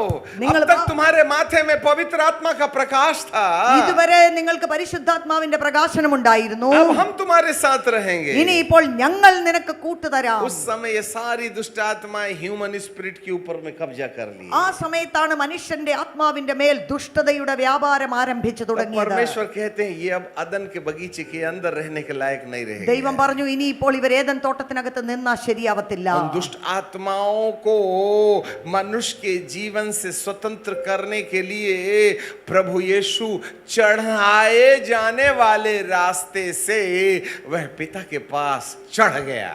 ഇതിനു വേണ്ടിയുള്ള ഒരു പരിഹാരം കണ്ടെത്തേണ്ടതിനാണ് യേശു കർത്താവ് താൻ അഭിഷിക്തനായതിനു ശേഷം പിതാവിന്റെ ഹിതത്തിന് വേണ്ടി പൂർണ്ണമായി ഏൽപ്പിച്ചു കൊടുത്ത് നിഷ്കളങ്കമായ ജീവിതത്തിന്റെ ഉടമയായി തീർന്ന് ഉയരത്തിലേക്ക് കയറിപ്പോയി തന്റെ ജീവിതത്തെ ഒരു യാഗമായി പിതാവിന്റെ സന്നിധിയിൽ അർപ്പിച്ചു. और जैसे ही चढ़ा ना, അങ്ങനെ കയറിപ്പോയപ്പോൾ जैसे തന്നെ परमेश्वर ने उसके लहू अर्थात मसीह के स्वभाव को स्वीकार किया, യേശുവിന്റെ നിഷ്കളങ്ക രക്തം അല്ലെങ്കിൽ സ്വഭാവത്തെ ഒരു യാഗമായി പിതാവാം ദൈവം ഏറ്റെടുത്ത നിമിഷത്തിൽ തന്നെ उसी समय एक भयानक लड़ाई मध्य आकाश में शुरू हो അപ്പോൾ തന്നെ മധ്യാകാശത്തിൽ വലിയ ആത്മീയ പോരാട്ടത്തിന്റെ ആരംഭം ഉണ്ട്. गई। ये लड़ाई किसी ने नहीं देखी। ഇതാരും കണ്ടില്ല. हम एक पद पढ़ेंगे, ഞാൻ ഒരു പദം ഒന്ന് വായിക്കട്ടെ. Book of revelation chapter 12 and verse 7. വെളിപ്പാട് പുസ്തകം 12-ാം അധ്യായം അതിന്റെ 7-ാം വാക്യം. ओके, പിന്നെ സ്വർഗത്തിൽ യുദ്ധമുണ്ടായി. वाओ, മീഖായേലും അവന്റെ ദൂതന്മാരും മഹാസർപ്പത്തോടും പടവെട്ടി തന്റെ ദൂതന്മാരായി മഹാസർപ്പവും പടവെട്ടി ജയിച്ചില്ല താനും. ജയിച്ചില്ല താനും. हालेलुया। ए स्वर्ग में लड़ाई हुई। ഇതാ പിന്നെ സ്വർഗത്തിൽ യുദ്ധമുണ്ടായി. कौन सा स्वर्ग है ये? ഇത് ഏത് സ്വർഗത്തിലാണ്? 3 स्वर्ग हैं, 3 സ്വർഗങ്ങൾ. Third heaven, mid heaven and galaxy. ഈ 3-ാം സ്വർഗം परंतु ये मिड हेवन में दुष्ट आत्माओं के साथ भारी झगड़ा होने लगा। എന്നാൽ ഈ മിഡ് ഹെവൻ 2-ാം സ്വർഗം എന്ന് പറയുന്ന ആ തലത്തിലാണ് ഈ വലിയ യുദ്ധം നടക്കുന്നത്. थर्ड हेवन से मिड हेवन में मिकाईल और उसके दूत आ गए। ഈ 3-ാം സ്വർഗത്തിൽ ദൈവം വസിക്കുന്ന ഇടത്തിൽ നിന്നും ദൂതന്മാരും മീഖായേലും ദൂതന്മാരും 2-ാം സ്വർഗത്തിലേക്ക് ഈ പോരാട്ടത്തിൽ ഏർപ്പെടുവാൻ ഇറങ്ങി വന്നു. 9 बजे यीशु को क्रूस में चढ़ाए थे। 9 മണിക്ക് യേശു ക്രൂശിക്കപ്പെടുന്നു. 12 बजे तक बिल्कुल सनलाइट था। 12 മണി വരെ നല്ല സൂര്യവെട്ടം. और ये 3 घंटे में प्रभु ने संसार से जुड़ी हुई भविष्यवाणी बोली थी। ഈ 3 മണിക്കൂറിനകത്ത് ലോകത്തോടുള്ള ബന്ധത്തിലുള്ള ചില കാര്യങ്ങൾ യേശു വിളിച്ചു परंतु പറഞ്ഞു. दोपहर से लेकर तीसरे पहर तक संपूर्ण पृथ्वी के ऊपर अंधेरा छा गया। എന്നാൽ ആ 12 മുതൽ 3 മണി വരെയുള്ള സമയത്ത് ലോകത്തിന്റെ മേൽ മുഴുവനും ഒരു ഇരുട്ട് വ്യാപരിച്ചു എന്ന് നാം ये വായിക്കുന്നുവല്ലോ. अंधेरे में क्या चल रहा है? എന്താണ് ഈ അന്ധകാരത്തിൽ അവിടെ സംഭവിക്കുന്നത്? अरे युद्ध चल रहा है भाई അവിടെ साहब। വലിയ യുദ്ധത്തിന്റെ ആരംഭം शैतान के കുറിച്ചിരിക്കുന്നു. स्वर्गदूत और परमेश्वर के स्वर्गदूतों में 3 घंटे तक ढुशुम ढुशुम ढुशुम लड़ाइयां चल रही हैं। വലിയ ഒരു യുദ്ധം, ഒരു ആത്മീയ പോരാട്ടം 2-ാം സ്വർഗത്തിൽ ദൈവത്തിന്റെ ദൂതന്മാരും ശത്രു സൈന്യവുമായി അവിടെ ആരംഭിക്കുകയാണ്. ये बात उस समय घटी जब यीशु ने कहा, हे पिता इन्हें क्षमा कर, ये नहीं जानते कि क्या करते हैं। യേശു പറഞ്ഞു, ദൈവമേ ഇവരെന്ത് ചെയ്യുന്നു എന്നറിയാത്തത് കൊണ്ട് ഇവരോട് ക്ഷമിക്കണമേ എന്ന് പറയുന്ന സമയത്ത് ആരംഭിച്ച പോരാട്ടം. और इन दोनों सेनाओं के बीच में लड़ाई चल रही है। ഈ 2 സൈന്യവും തമ്മിൽ ഒരു മഹായുദ്ധം നടക്കുകയാണ്. उस युद्ध को किसी ने नहीं देखा। ആ യുദ്ധത്തെ ആരും കണ്ടില്ല. हम कह रहे हैं, हे प्रभु तेरे को बड़ा दुख हो रहा है बाबा, कैसा दर्द हो रहा है तुझे।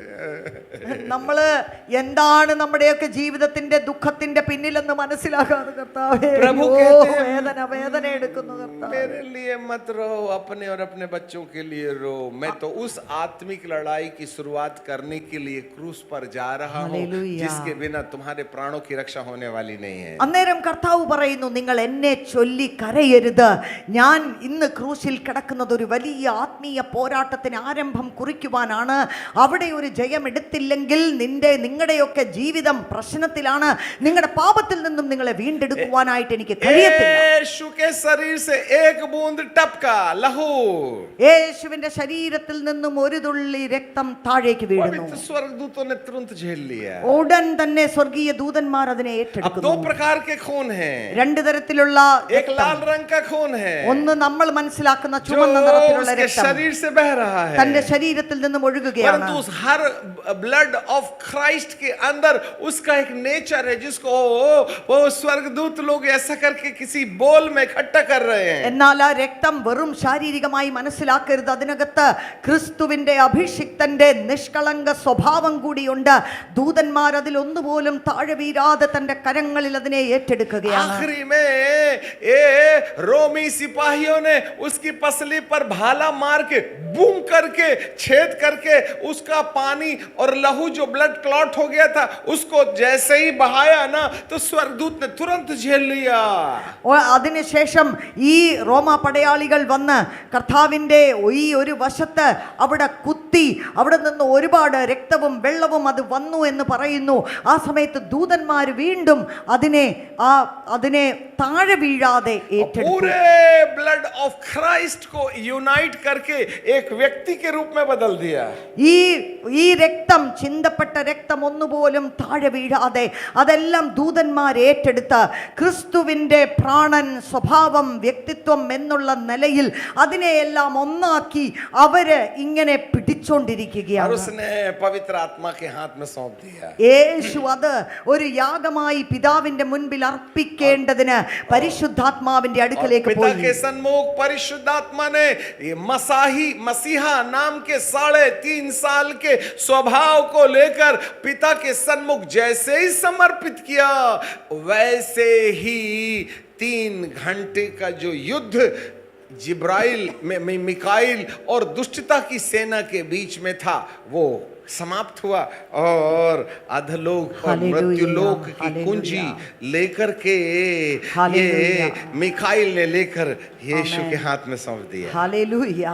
ഈ പാപത്തിന്റെ പരിഹാരമായി യേശുവിന്റെ രക്തം ഒരു യാഗമായി പിതാവിന്റെ മുൻപിൽ അർപ്പിക്കപ്പെടുന്നതിനെ കുറിച്ചാണ് നാം കേട്ടുകൊണ്ടിരിക്കുന്നത്. ആ നിഷ്കളങ്ക രക്തം പിതാവിന്റെ സന്നിധിയിൽ എത്തിയ ശേഷം, പിതാവ് അതിനെ സ്വീകരിച്ച ശേഷം, സ്വർഗത്തിൽ നടക്കുന്ന ഈ വലിയ പോരാട്ടമായ യുദ്ധം ഒരിക്കൽ എന്നേക്കുമായി യേശു ജയിച്ചു എന്ന് പറയുന്ന ആ ഒരു യുദ്ധം അവിടെ പൂർത്തീകരിക്കപ്പെടുകയും മീഖായേൽ ഇതാ ഈ താക്കോലുകൾ കൊണ്ടുപോയി യേശുവിന്റെ സ്വർഗരാജ്യത്തിന്റെ താക്കോലുകൾ യേശുവിന്റെ കൈകളിലേക്ക് കൊടുക്കുകയാണ്. Hallelujah, hallelujah. इसलिए यीशु के लहू की जय बोले ना, तो जितने मोहल्ले के भूत है कहते हैं भाग रे बाबा, बब्बर शेर आ रहा है। അതുകൊണ്ട് തന്നെ യേശുവിൻ്റെ രക്തത്തെ കുറിച്ച് പ്രാഗൽഭ്യത്തോടെ നാം അതിനെ ഒന്ന് ഉരുവിട്ടാൽ, വിളിച്ചു പറഞ്ഞാൽ, നമ്മുടെ ചുറ്റുമുള്ള ഒരു ദുരാത്മാക്കൾക്ക് പോലും നിൽക്കുവാൻ കഴിയാതെ അവരവരുടെ സ്ഥലം വിട്ട് ഓടുന്നത് പോലെയുള്ള വലിയ ശക്തിയാണ് അതിനകത്ത്, അധികാരമാണ് അതിനകത്ത് വ്യാപരിക്കുന്നത്. जितने नाम है सबका लहू का नाम ले लो। शैतान कोई बोलेगा टेंशन नहीं, अपन का आदमी है, ये वाले नाम के पीछे जो ब्लड है ना वो अपना ही दोस्त है, परंतु यीशु मसीह के लहू का नाम बोलते बराबर बोलो, अरे ये तो स्वर्ग से आया भाव पत्नी गली से। ആരുടെ പേരെടുത്താലും, എത്ര മഹാന്മാരുടെ പേരെടുത്താലും, അവരുടെ രക്തത്തിന്റെ പേരെടുത്താലും ഒരിക്കലും ഒരു ദുരാത്മാവിനെയും അത് ഓടിച്ചു കളയത്തില്ല. അവർക്ക് ഒരു ബുദ്ധിമുട്ടുമില്ല. ഇത് നമ്മുടെ കൂട്ടുകാരനാ, സാരമില്ല, ഒരുമിച്ച് പാർക്കാമെന്ന് പറയും. എന്നാൽ യേശുവിന്റെ രക്തത്തെ നാം ഉരുവിടുമ്പോൾ, യേശുവിന്റെ രക്തത്തെ നാം ഉയർത്തിപ്പിടിക്കുമ്പോൾ പിശാചിന് അവിടെ നിൽക്കുവാൻ കഴിയാതെ വണ്ണം, ഹല്ലേലൂയ, ക്രിസ്തുവിലൂടെ വ്യാപരിച്ച വലിയ അഭിഷേകത്തിന്റെ ശക്തിയാണ് അവിടെ അവിടെ പ്രകടമാകുന്നത്. Praise the Lord. ഹല്ലേലൂയ. अरे आमेन, आपने आमेन। यीशु के शारीरिक मृत्यु के ऊपर चिंतन किया है, परंतु इस आमेन, शारीरिक आमेन। मृत्यु के पीछे जो आत्मिक संसार के अंदर जो हालेलुया, घमासान युद्ध हालेलुया। हुआ, उस लड़ाई को जिस दिन आप समझ में हालेलुया। आ जाएगा ना, तो ये जितनी बीमारियां जो अपने को सोमवार से शनिवार तक लव यू करती है ना, सब जूते के नीचे अपन सोल डाल करके उनके पीछे कदम ताल करेंगे. Hallelujah. Left right left amen. Left right left. Amen. Hallelujah. യേശുവിനെ ക്രൂശിൽ കയറ്റിയ കാര്യങ്ങളും ആ അനുഭവിച്ച ദുഃഖവും ശാരീരികമായി നമ്മൾ ഈ ഭൂമിയിൽ നിന്ന് മനസ്സിലാക്കുന്ന കാര്യങ്ങൾ നമുക്കറിയാം. എന്നാൽ ഇതിൻ്റെ പിന്നിൽ ആത്മമണ്ഡലത്തിൽ നടന്നതും ആത്മീയ യുദ്ധം നടന്നതും അത് യേശു ജയിച്ചതും അത് നിമിത്തം യേശുവിൻ്റെ നിഷ്കളങ്ക രക്തം ഒരു യാഗമായി അവിടെ അർപ്പിക്കപ്പെട്ട് അത് പിതാവിന് പ്രസാദമായി തീർന്നതും സ്വർഗത്തിലും ഭൂമിയിലുമുള്ള സകല അധികാരവും യേശുവിൻ്റെ നാമത്തിന് നൽകപ്പെട്ടു എന്നുമൊക്കെ ഒരു വെളിപ്പാടായി നമ്മുടെ ജീവിതത്തിൽ നമ്മൾ മനസ്സിലാക്കി കഴിഞ്ഞാൽ നമ്മെ അലട്ടുന്ന സകല കാര്യങ്ങളുടെ മീതെയും ജയമെടുക്കുവാൻ, ആഴ്ച മുഴുവൻ നമ്മെ ഇല്ലായ്മയാക്കി കളയുന്ന സകലത്തിന്റെ മീതെയും ജയമെടുക്കുവാൻ അത് നമുക്ക് മതിയായ കാര്യമാണ്. क्यों फिर हमको दुआ कराने की जरूरत नहीं पड़ेगी. പിന്നെ നമ്മൾ ഇങ്ങനെ പ്രാർത്ഥിക്കാൻ വേണ്ടി ഓടി നടക്കേണ്ട ആവശ്യമില്ല. मैं आपको एक बात बताऊं, ഞാനൊരു കാര്യം പറയട്ടെ. अभी तक मेरे को चंगाई कैसे मिलती है ऐसा बोल के अनुभव ही नहीं हुआ. എങ്ങനെയാണ് സൗഖ്യം ലഭിക്കുന്നത് എന്ന് പറഞ്ഞ ഒരു അനുഭവം എനിക്കില്ല. मैंने अनुभव ही नहीं किया कि चंगाई कैसे होती. എങ്ങനെയാണ് സൗഖ്യം കിട്ടുന്നതെന്ന് എൻ്റെ ശരീരത്തിൽ എനിക്ക് ഇതുവരെ അനുഭവിക്കാൻ ഒരവസരം കിട്ടി. करोड़ों लोग चंगे हुए, ഒരുപാട് ആൾക്കാർക്ക് വേണ്ടി പ്രാർത്ഥിക്കുമ്പോൾ അവർക്ക് സൗഖ്യം കിട്ടും. पर मुझको चंगाई नहीं मिली. പക്ഷേ എനിക്കിതുവരെ സൗഖ്യം കിട്ടിയില്ല. क्यों नहीं मिली? എന്താ അതിന്റെ കാരണം? अब बीमारी नहीं पड़ा तो चंगाई എനിക്ക് कहाँ से അസുഖമേ होगी? വന്നിട്ടില്ല. അസുഖം വന്നാലല്ലയോ എനിക്ക് സൗഖ്യം വേണ്ടുന്നത്. अरे ब्लड प्रेशर होगा तभी ना चंगाई की जरूरत है. ഇനിയിപ്പോ എന്റെ BP കൂടിയാലല്ലേ തബി ന ചങ്കായി അത് കി കുറയ്ക്കേണ്ട सिर ആവശ്യകതയുള്ളൂ. दुखेगा तभी ना चंगाई की जरूरत. എനിക്ക് തലവേദന വന്നാലല്ലേ അത് अब കുറയ്ക്കേണ്ട जो കാര്യമുള്ളൂ. बीमारी नहीं हुआ तो उसको चंगाई की जरूरत भी क्यों അങ്ങനെ ഒരു पड़ेगी? രോഗം उसको എന്റെ अनुभव भी कैसे ശരീരത്തിൽ होगा? വാഴാൻ ഞാൻ അനുവദിച്ചിട്ടില്ലല്ലോ. അതുകൊണ്ട് സൗഖ്യത്തിന്റെ അനുഭവം എനിക്കില്ല എന്ന് ഞാൻ क्योंकि പറയുന്നത്. मैं चढ़ाई जाने के साथ साथ हालेलुया। चढ़ने पर भी विश्वास ആമേൻ, करता हूं. ആമേൻ. യേശുവിനെ ക്രൂശന്മേൽ കയറ്റി എന്നുള്ളതല്ല, യേശു സ്വർഗത്തിലേക്ക് ഉയരത്തിലേക്ക് കയറിപ്പോയി എന്നുള്ള ആത്മീക വെളിപ്പാടിനകത്ത് വിശ്വസിക്കുകയും അതിൽ നടക്കുകയും ചെയ്യുന്ന ഒരു He is വ്യക്തിയാണ്. the conqueror, but we are the more than conqueror. യേശു സകലത്തെയും ജയിച്ചവനാണ്. എന്നാൽ സകലത്തിന്റെ മീതെയും ജയാളിയാക്കി ജീവിതത്തിൽ വാഴുവാൻ തക്കവണ്ണം നമ്മെ ആക്കി अरे नए लोग വെച്ചിരിക്കുകയാണ്. बीमार रहते हैं, विश्वासी लोग थोड़े ना होते हैं. ഇത് പുതിയ ആൾക്കാരാണ് രോഗത്തിന്റെ സൗഖ്യത്തിന് വേണ്ടി വരുന്നത്. വിശ്വാസികളാണോ? प्रभु नए लोगों को चंगाई देता है. പുതിയ ആൾക്കാർക്ക് ഒരു അനുഭവം ഉണ്ടാകാൻ വേണ്ടി ദൈവം അവർക്ക് विश्वासियों के സൗഖ്യം लिए चंगाई കൊടുക്കുന്നു. नहीं है. എന്നാൽ വിശ്വാസികൾക്ക് വേണ്ടി അതൊരു സ്ഥിരം അനുഭവമാകണമെന്ന് ഞാൻ പറയത്തില്ല. विश्वासी लोग अपने आप में विश्वास की एक्सरसाइज करके चंगे हो. हमारे पीछे क्यों लगे हो तुम? ഇനി വിശ്വാസികൾ, നിങ്ങൾക്ക് വിശ്വാസമുണ്ട്, യേശുവിന്റെ നാമമുണ്ട്, രക്തമുണ്ട്, അതൊക്കെ പറഞ്ഞ് ഉപയോഗിച്ചങ്ങ് സൗഖ്യമാകണം. എന്റെ പുറകെ എന്തിനാ പ്രാർത്ഥിക്കാൻ इसलिए കൂടുന്നത്? तो यीशु मसीह ने 3.5 साल के अंदर मंदिर के अंदर एक भी चंगाई नहीं दी है. അതുകൊണ്ട് തന്നെ 3.5 വർഷത്തിനകത്ത് ദേവാലയത്തിന്റെ അകത്ത് ഒരു സൗഖ്യം നടത്തിയതായിട്ട് നമ്മൾ കാണുന്നില്ല. ये जो खजूर का पर्व था ना, उसमें यीशु गधे में बैठ के गया അത് ഒരു കഴുതപ്പുറത്ത് യേശു കർത്താവ് സഞ്ചരിച്ചത് നമുക്കറിയാം. और उसका गधा सीधे मंदिर के सामने रुका. നേരെ പോയി ആലയത്തിന്റെ ഫ്രണ്ടിൽ പോയി സ്റ്റോപ്പ്. और यीशु मसीह गधे में से उतर और सीधे अंदर गए. യേശു കർത്താവ് അതിനകത്തുനിന്ന് ചാടി താഴെ ഇറങ്ങി അകത്തേക്ക് പോയി. और उन्होंने चारों तरफ देखा. 4 വശത്തും നോക്കി. अयो अयो ये तो दुकान लगा रखा, അയ്യോ, सुपरमार्केट. ഇത് സൂപ്പർ മാർക്കറ്റ് ആക്കിയല്ലോ. तब उसने अपनी शॉल निकाली അന്നേരം കർത്താവ് ഷോൾ ഇങ്ങോട്ട് എടുത്തു. और उसका रस्सी बनाया. അത് എന്നിട്ട് ഇങ്ങനെ ഒരു और सबको पीटना शुरू ചാട്ടവാർ किया. അടിക്കാൻ തുടങ്ങി. पीटना शुरू किया. അടിക്കാൻ തുടങ്ങി. और लोग ऐसे भागे, उनका मोबाइल भी गिर गया, चप्पल भी गिर गया, उनका एक्सचेंज का पैसा भी गिर गया, बकरी ऊंट सब छोड़ के भाग रहे. और वो भाग रहे. ए तेरी हड्डी नहीं टूटी, तू भाग क्यों रहा है? नहीं भाग. उसके पीछे पूरा शहर जाके बीबी के पास छुप गया. बचा लो प्लीज, बचा लो. बोले क्या हो गया? हंटर मारा क्या? नहीं, हंटर गिंटर नहीं मारा. वो शॉल ने ना जैसे मेरे बॉडी को छुआ, ऐसे लगा मेरे को तो नरक दिख रहा है, भागो. അവിടെ ഉണ്ടായിരുന്ന സകലമാന മനുഷ്യരും അവർ പേടിച്ച് വിഭ്രാന്തിയോടെ ആ സ്ഥലം വിട്ടവർ ഓടുകയാ. യേശുവിൻ്റെ ചാട്ടവാറിൻ്റെ ആ ധ്വനിയും അടിയുമൊക്കെ അല്പം സ്വല്പം കണ്ടതും കേട്ടവരും അവിടെ നിൽക്കാതെ അവർ ഓടി രക്ഷപ്പെട്ടു. जिस 12 वर्ष से लहू बहने वाली स्त्री खाली छूले तो चंगा हो जाए, और उसी वाले सॉल्ट से यदि किसी को हंटर मारे तो യേശുവിൻ്റെ തൊങ്ങലിൻ്റെ മേൽ തൊട്ട് 12 വർഷം രക്തസ്രാവമുള്ളവൾ സൗഖ്യമായി എന്ന് പറയുന്നു. ആ ഷോള് വെച്ച് തന്നെ യേശു ചാട്ടവാർ ഉണ്ടാക്കി അടിച്ചെങ്കിൽ അവന് സൗഖ്യമില്ലയോ വരണ്ടുന്നത് എന്നാണ് പാസ്റ്റർ ये ചോദിക്കുന്നത്. सब बाजार लगाने वाले लोग केवल घर में जाकर के रुके और अंदर से ताला मार दिया, ये है मेरे प्रभु के शॉल के कोड़े का पावर. എന്നാല് മന്ദിരത്തിൻ്റെ അകത്ത് ഇത്തരത്തിലുള്ള കാര്യങ്ങളല്ല ചെയ്യേണ്ടുന്നത്. ഇത് സകല രാജ്യങ്ങൾക്ക് വേണ്ടിയുമുള്ള പ്രാർത്ഥനയുടെ ആലയമാണ് എന്നൊരു നിലവാരമാണ് തൻ്റെ സഭയ്ക്കകത്ത് ഉയർത്തുവാൻ കർത്താവ് ആഗ്രഹിച്ചത്. ये सब जब चले गए ना, ഇനി ഇതിനകത്ത് ഇങ്ങനെ മാർക്കറ്റ് നടത്തിയവർ പേടിച്ചു പോയപ്പം अंधे लंगड़े लूले मंदिर के अंदर गए. അങ്ങനെ ചെയ്തപ്പോഴാണ് വയ്യാത്തവര് ഇത് നടക്കാൻ മുടന്തവര് ചെകിടര് ഇവരെല്ലാം ആലയത്തിൽ के ठेकेदारों ने एक भी लंगड़े को घुसने नहीं दिया था अभी तक. അന്ന് വരെ ഈ ന്യായപ്രമാണികൾ ഇതുപോലുള്ള ഒരു സാധാരണക്കാരെ പോലും ആലയത്തിനകത്ത് അവർ കയറാൻ അനുവദിച്ചിട്ടില്ലായിരുന്നു. पहली बार हीलिंग मीटिंग चल रही है, वो भी मंदिर के अंदर. ആദ്യമായിട്ടാണ് യേശു ഒരു ആലയത്തിന്റെ അകത്തൊരു ഹീലിംഗ് മീറ്റിംഗ് വെച്ചതായിട്ട് നമ്മൾ കാണുന്നത്. शनिवार के दिन हीलिंग मीटिंग चली और बुधवार के दिन यीशु ने अपना रास्ता तय कर लिया. അവിടെ സാറ്റർഡേ ഒരു സൺഡേ ഹീലിംഗ് മീറ്റിംഗ് നടത്തി.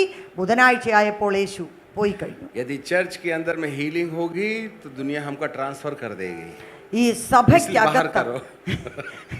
സഭയ്ക്കകത്ത് ഹീലിംഗ് മീറ്റിംഗ് നടന്നു കഴിഞ്ഞാൽ അധികം കാലം അവിടെ നിൽക്കുവാൻ കഴിയത്തില്ല. ഹീലിംഗ് മീറ്റിംഗ് സഭയുടെ പുറത്ത് ചെയ്യുന്നതാണ് നമുക്ക് എപ്പോഴും നല്ലത്. आज यही तो हो गया है, अंदर चर्च के अंदर हीलिंग नहीं होती, राजनीति चलती है. സഭയ്ക്കകത്ത് ദൈവം ആഗ്രഹിക്കുന്ന കാര്യങ്ങളല്ല നമ്മൾ കാണുന്നത്. अब प्रभु कहेंगे बाबा रे बाबा, अंदर आने में तो बिल्कुल बिल्कुल सफोकेशन हो रहा है, इनको निकालोगे तभी ना मंदिर में बीमार लोग आएंगे. കർത്താവ് ഇത്തരത്തിലുള്ള നമ്മുടേതായിട്ടുള്ള ചടങ്ങുകൾ പോലുള്ള കാര്യങ്ങൾ കണ്ട് വേദനിക്കുകയാണ്. ഇതിനകത്തുനിന്ന് വേണ്ടാത്ത കുറച്ച് പുറത്തിറക്കിയാൽ മാത്രമേ അകത്തേക്ക് ഇതുപോലെ ആവശ്യമുള്ളവരെ കയറ്റുവാൻ കഴിയത്തുള്ളൂ. समय खत्म हो गया है, अभी तो ऊपर ही चढ़ा है, नीचे भी उतरा था वो. अगले सेशन में नीचे उतारे. जहां आज हमको बुलाया गया है, उन्होंने बहुत अच्छा टाइटल लिखा है, पास ओवर टू ईस्ट. क्या था? हाँ, Passover to east. Passover to Easter. എന്നെ വിളിച്ചെടുത്ത ടിനു പാസ്റ്ററിന്റെ അവിടെ പാസ് ഓവർ ടു ഈസ്റ്റർ എന്ന് പറഞ്ഞൊരു മീറ്റിംഗ് ആണ് പേര്. शुक्रवार से लेकर शनिवार के बीच जब आप आज 3 बजे जाइएगा और लिक्विड पी के सो जाइएगा, फिर रविवार के दिन ये मुर्दा बाहर आएगा. ये शनिवार, ये 3 दिन और 3 रात के ऊपर में पूरी दुनिया मुंह में ताला मार के बैठी है. आज Passover, between the Passover to the Easter जो रहस्य हुआ है वह सब आत्मिक दुनिया में हुआ है, और वही क्रिश्चियनिटी को मालूम नहीं है. സാധാരണ ചടങ്ങ് പോലെ ആചരിക്കുന്നവർ അവര് ഇത് വെള്ളിയാഴ്ച ദിവസം യേശുവിനെ ക്രൂശെ കയറ്റി കുഴിച്ചിട്ട് പിന്നെ എല്ലാവരും മൗനമാചരിച്ച് വേദനിച്ചിരുന്ന് സൺഡേ യേശുവിനെ ഉയർത്തെഴുന്നേൽപ്പിച്ച് സന്തോഷിക്കാനിരിക്കുവാണ്. എന്നാൽ ഈ ദിവസങ്ങളുടെ നടുവിലുണ്ടായ ആത്മീക വിഷയങ്ങൾ, അതാണ് പ്രധാനപ്പെട്ട കാര്യം എന്നുള്ള കാഴ്ചപ്പാട് ദൈവം സഭയ്ക്ക് നൽകുമാറാകട്ടെ. शुक्रवार के 3 बजे के बाद से लेकर रविवार के दिन सुबह तक सारी संस्थाएं अपने मुंह में ताला मार देती हैं. സാധാരണ ഈ 2 ദിവസങ്ങൾ ഇവിടെ നടന്ന കാര്യങ്ങളുടെ നടുവിൽ ഫ്രൈഡേ ഉള്ള കാര്യമുണ്ട്, പിന്നെ സൺഡേ. അതിൻ്റെ നടുവിൽ മൗനം പാലിച്ച് വെറുതെ ഇരിക്കുക, യേശു ഉയർത്തെഴുന്നേക്കാൻ കാത്തിരിക്കുക. और वहीं आत्मिक लड़ाई हुई है. എന്നാൽ ഇതിൻ്റെ നടുവിലാണ് ആത്മയുദ്ധം നടന്നത്. और जिस दिन उस लड़ाई को समझ लिया गया, എന്നാണ് ആത്മമണ്ഡലത്തിൽ നടക്കുന്ന ഈ പോരാട്ടത്തെ കുറിച്ച് നാം जो मिड हेवन में हो रही है, ഈ മധ്യാകാശത്തിൽ നടക്കുന്ന കാര്യങ്ങൾ. उस दिन ये सारे भूत जो हमारे पीछे लगे हैं ना, वो ऐसा पतली गली ढूंढ के भागेंगे कि दोबारा सपने में नहीं आएंगे, तो सच की तो बात ही छोड़ दीजिएगा. ഈ വിഷയങ്ങൾ നമ്മൾ മനസ്സിലാക്കി അതിനനുസരിച്ച് നമ്മൾ നിന്ന് കഴിഞ്ഞാൽ അവർ നമ്മെ വിട്ടോടി ഓടിപ്പോകും, സ്വപ്നത്തിൽ കാണത്തില്ല എന്ന് നമ്മുടെ മുമ്പിൽ വരത്തില്ലെന്ന് മാത്രമല്ല, സ്വപ്നത്തിൽ പോലും പ്രത്യക്ഷമായി വരത്തില്ല. पिता हमारे साथ बना रहे. കർത്താവ് നമ്മോട് കൂടെ अभी ഇരിക്കട്ടെ. मंदिर का पर्दा ही फटा है. ഇപ്പോ ദേ തിരശീല അങ്ങോട്ട് ചീന്തി കീറിയതേ ഉള്ളൂ. अभी तो धरती डोलना बाकी है. ഇനിയിപ്പോൾ ദേ ഭൂകമ്പം വരാനിരിക്കുന്നേ ഉള്ളൂ. हाँ, जब धरती डोलेगी ना तो पतरस ने तो 3000 लोग आए थे, कहने लगे हे साहिब उद्धार पाने के लिए क्या करो. जिस दिन भारत की धरती डोलेगी ना उस दिन 3000 नहीं 30,000 लोग आके कहेंगे हे साहिब उद्धार पाने के लिए हम क्या करें. हम बोलेंगे ओ नदी के किनारे चलो, 150 पास्टर लोगों का बंदोबस्त करो, हम इधर ऊपर में खड़े रहेंगे, बाकी सब नीचे जाना और 50-50 को बपतिस्मा दो. और पूरे 3000 नहीं 30,000 बपति एक दिन में 30,000 की कलीसिया बनेगी. Hallelujah, hallelujah, hallelujah. ഈ ദൈവപ്രവർത്തികൾ കാരണം വലിയ ഭൂകമ്പമൊന്നുണ്ടായി എന്ന് നമ്മൾ വായിക്കുന്നു. ഉണർവിൻ്റെ നാളുകളിൽ ദൈവപ്രവർത്തികൾ വെളിപ്പെടുമ്പോൾ, ആത്മമണ്ഡലത്തിലുള്ള യുദ്ധങ്ങൾ ജയിക്കുമ്പോൾ ഇതുപോലുള്ള ഭൂകമ്പങ്ങൾ ഇനിയും ഭാരതദേശത്തിൽ അത് ഉണ്ടാകുവാനിരിക്കുന്നു. പത്രോസ് പ്രസംഗിച്ചപ്പോൾ 3000 പേര് വന്നതുപോലെയല്ല, ഒറ്റയടിക്ക് 30,000 പേര് അയ്യോ രക്ഷിക്കപ്പെടുവാൻ ഞങ്ങൾ എന്ത് ചെയ്യണമെന്ന് ചോദിച്ച് അപ്പോസ്തലന്മാരുടെ മുൻപിൽ വന്ന് നിൽക്കുകയും ആയിരക്കണക്കിന് അവരെ മാനസാന്തരത്തിലേക്ക് നയിക്കുവാനും അവരെ സ്നാനക്കുളത്തിൽ സ്നാനപ്പെടുത്തുവാനുമുള്ള ദൈവപ്രവർത്തികൾ ഭാരതദേശത്തിൽ വെളിപ്പെടുവാനിരിക്കുന്നു. ഇങ്ങനെ ഈ ഭൂമി അത് നെടുങ്ങുമ്പോൾ അവിടെയുള്ള പർവ്വതങ്ങൾ കുലുങ്ങും. അങ്ങനെ പർവ്വതങ്ങൾ കുലുങ്ങുമ്പോൾ അവിടെയുള്ള ഗ്രേവ്യാർഡുകൾ അത് തുറക്കും. അങ്ങനെ തന്നെ ഈ ഇവരെ മരിച്ചവരെ കുഴിച്ചിട്ടിരിക്കുന്ന അവിടുത്തെ മണ്ണ് തന്നെ പുറത്തോട്ട് വരുന്നത് പോലെയുള്ള അനുഭവങ്ങൾ. പവിത്ര ലോക് ജിന്ദേ ഹോ ജായേംഗേ. അതിനുശേഷം കർത്താവിന്റെ വരവിനോടുള്ള ബന്ധത്തിലുള്ള കാര്യങ്ങളാണ് മരിച്ചവർ ജീവനിലേക്ക് തിരിച്ചു വരുന്നത്. 5 घटनाएं हो गई शुक्रवार के दिन. ഇതെല്ലാം കർത്താവിന്റെ മരണത്തോടുള്ള ബന്ധത്തിൽ സംഭവിച്ച കാര്യങ്ങൾ. 6वीं घटना യേശു मृतकों में से जी उठे. ആറാമത്തെ കാര്യം യേശു മരിച്ചവരിൽ നിന്നും ഉയർത്തെഴുന്നേറ്റു. जितने लोग शुक्रवार के दिन जी उठे थे ना, वो शुक्रवार की शाम को जिंदा हुए. रविवार तक कमेटी मीटिंग चल रही थी कब्रिस्तान के अंदर में. ഇവര് ആ വെള്ളിയാഴ്ച ദിവസം ഉയർത്തെഴുന്നേറ്റവർ ശനിയാഴ്ച ദിവസം വരെ ഇവര് തമ്മിൽ യോഗം കൂടുകയായിരുന്നു. और जैसे यीशु जी उठा वे सब कब्र से निकल के बाहर आ गए. യേശു കർത്താവ് ജീവനിലേക്ക് മടങ്ങി വന്ന ആ നിമിഷം തന്നെ ഇവരെല്ലാം ആ സ്ഥാനം വിട്ട് പുറത്തേക്ക് വന്നു. ये चर्च के लोग निकल के कब कब्रिस्तान से बाहर जाएंगे और लोगों को दिखाई देंगे जिससे कि लोग यीशु के जी उठने पर विश्वास करें. കർത്താവായ യേശു ക്രിസ്തുവിന്റെ പുനരുദ്ധാനത്തോടുള്ള ബന്ധത്തിലുള്ള സംഭവങ്ങൾ ഇന്ന് ദൈവസഭയോടുള്ള ബന്ധത്തിൽ ചേർത്ത് വെച്ച് ചിന്തിക്കുമ്പോൾ എപ്പോഴാണ് ദൈവസഭ ഇപ്രകാരം ഒന്ന് പ്രകടമായി വരുന്നത് എന്നുള്ളതിനെ കുറിച്ച് പറയുകയാണ്. बड़ा रहस्य है. Hallelujah. Praise the Lord. Amen. Passover to Easter. പാസ്ഓവർ മുതൽ ഈസ്റ്റർ വരെ पिता हमारी आंखें खोले. കർത്താവ് നമ്മുടെ കണ്ണുകളെ തുറക്കട്ടെ. നമുക്ക് പ്രാർത്ഥിക്കാം. Thank you Jesus. നന്ദി യേശുവേ. पिताजी हम आपको धन्यवाद देते हैं. കർത്താവേ ഞങ്ങൾ അങ്ങേക്ക് നന്ദി പറയുന്നു. हम चढ़ाए जाने वाले यीशु को जानते हैं. ക്രൂശിൽ കയറ്റിയ യേശുവിനെ നമുക്കറിയാം. परंतु जो यीशु चढ़ गया उसकी ओर हमारा ध्यान नहीं है. എന്നാൽ ഉയരങ്ങളിലേക്ക് കയറിപ്പോയ യേശുവിന്റെ മർമ്മം ഞങ്ങൾക്ക് മനസ്സിലായിട്ടില്ല. चढ़ाया जाना जरूरी है. യേശുവിനെ ക്രൂശിൽ കയറ്റേണ്ടത് ആവശ്യമായിരുന്നു. जिससे कि चढ़ने वाले यीशु का परिचय हो जावे. കാരണം ആ യേശുവിനെ ഈ ലോകം തിരിച്ചറിയേണ്ടതായിട്ടുണ്ട്. यदि हमने चढ़ने वाले यीशु का सत्य नहीं जाना जो आत्मिक संसार में है, എന്നാൽ ആത്മമണ്ഡലത്തിൽ ഉയരത്തിലേക്ക് കയറിപ്പോയ യേശുവിനെ കുറിച്ചുള്ള പരിചയം നമുക്ക് ലഭിക്കുന്നില്ല എങ്കിൽ, चढ़ाए जाने में बंधवाई नहीं गई. എന്നാൽ ഈ ചില ബദ്ധന്മാരെ വിടുവിക്കുവാൻ യേശുവിനെ ക്രൂശിൽ കയറ്റി എന്നുള്ള സത്യം പോരാ.